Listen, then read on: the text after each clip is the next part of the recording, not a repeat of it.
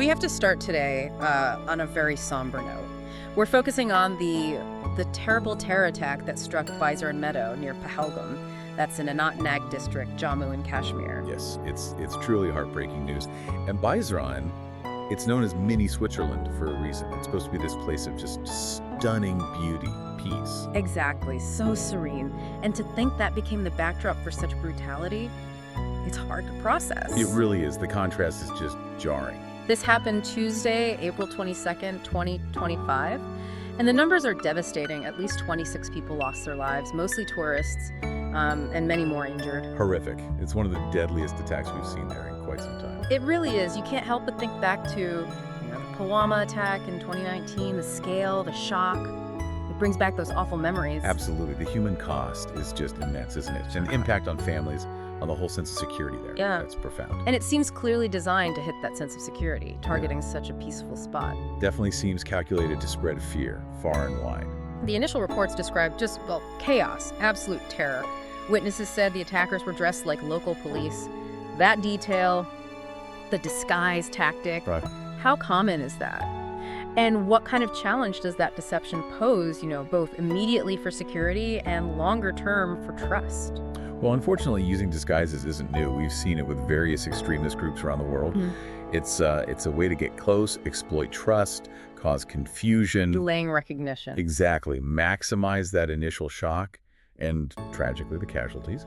And yes, long term, it absolutely damages the trust between security forces and the community. That's a huge problem. And there was one account, just sickening. A terrorist reportedly forced a man to recite an Islamic verse and then shot him when he couldn't, or faltered. It just speaks volumes about the sheer inhumanity, doesn't it? And the attempt to divide people. It does.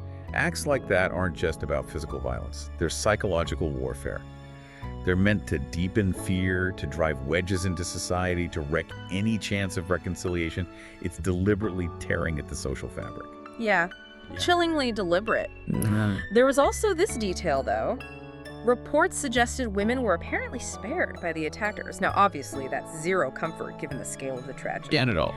But it hints at some kind of, twisted selectivity. Does that pattern tell us anything about their warped ideology, maybe beyond just wanting mass casualties? It's a grim detail, certainly. Yeah. And while, as you say, it offers no solace, that kind of selectivity might point to a specific, however abhorrent, ideological framework.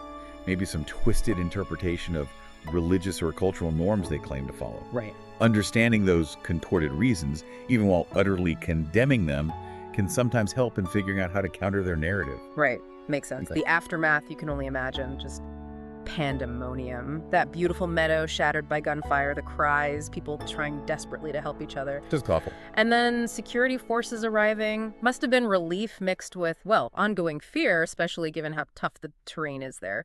How much did the geography of Baisaran complicate things? Oh, significantly. That kind of rugged, mountainous area.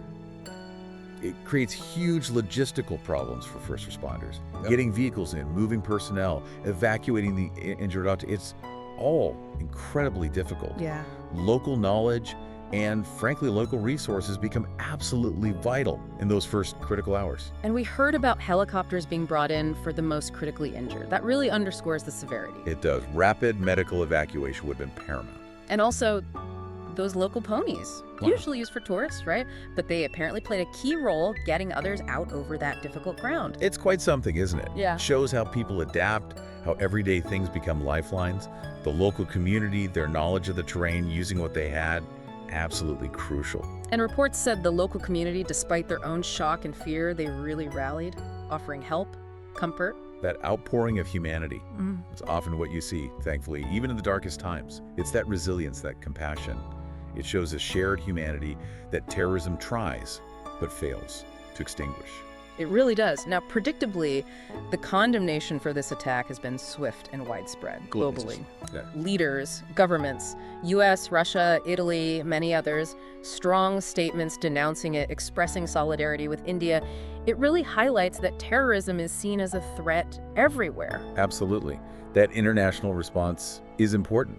Right. It shows a universal rejection of this kind of violence and underlines that need for collective action. As the investigation gets going, intelligence sources are pointing towards Lashkar-e-Taiba commanders. Lojedi.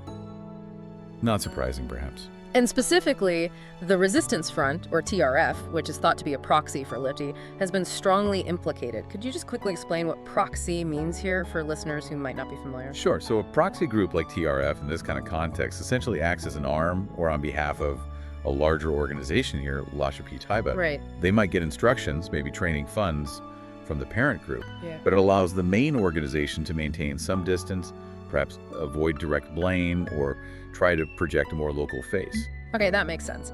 The fact that tourists were targeted in Pahalgam, this place known for beauty and peace, it feels like a very deliberate strike against normalcy itself. It does. It raises serious questions about the motives.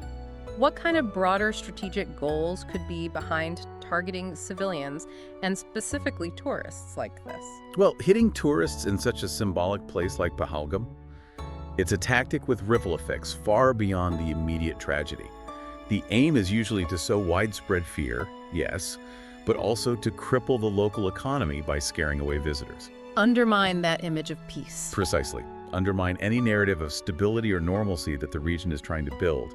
It's about maximizing psychological and economic damage. And this terrible event just throws into sharp relief the security challenges that persist in Jammu and Kashmir, doesn't it? It certainly does. Despite ongoing security efforts, this attack shows how real the threat still is. It's so complex there, the border situation, the existing militant networks. It really highlights the intricate nature of it all. There's no single easy answer. It needs a sustained effort on multiple fronts.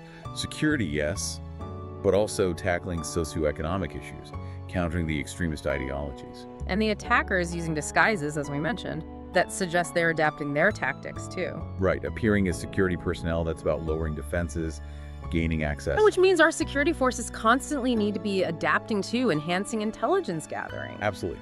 Constant vigilance, proactive adaptation. Intelligence is key to trying to get ahead of these evolving methods and prevent future attacks. It's a continuous challenge. The sheer brutality of targeting innocent civilians like this, it's just another stark reminder of how indiscriminate terrorism is. It really doesn't care about boundaries, does it? And reinforces why pursuing peace has to be a shared goal for everyone. It truly underscores that fundamental point. Terrorism is a threat to all humanity. It requires a united global response. There's no other way, really. As we try to process this, our deepest sorrow goes out to all the victims of this horrific attack in Pahalgam, and of course to their grieving families. Our thoughts are absolutely with them. And we stand in solidarity with the people of Jammu and Kashmir who continue to strive for peace and security in their beautiful land. Hear, hear. This brutal act is just such a painful, stark reminder of the threat terrorism poses, and while the urgent, ongoing need for sustained, comprehensive efforts to counter it, to eradicate it. It truly is. Our hope, our fervent hope, is that Pahalgam can heal, that it can once again be known only for its joy and its wonder, free from this kind of violence and fear.